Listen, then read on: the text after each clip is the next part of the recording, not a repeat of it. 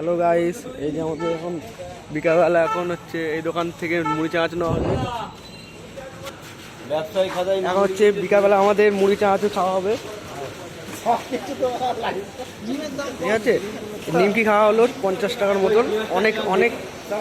পেঁয়াজটা দেখো, পেঁয়াজটা হচ্ছে খুব ভালো, অনেক অনেক বড় পেঁয়াজ।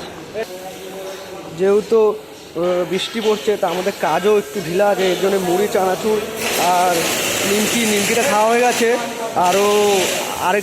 আরও 20-30টার মতো নিমকি এনেছি, ঠিক আছে। এই যে টিম এখন থেকে খাওয়া শুরু করেছে হাগুড়েগুলো।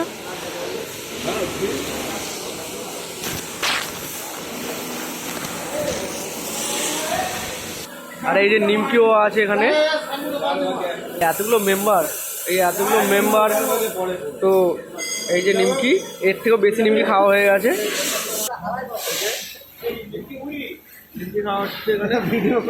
আমি ব্লগ করছি।